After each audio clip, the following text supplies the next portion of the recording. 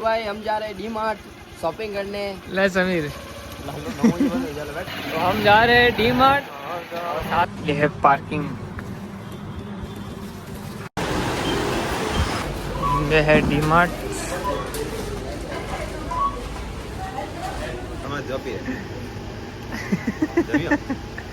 नहीं यार इन भाई ने पहना देखा।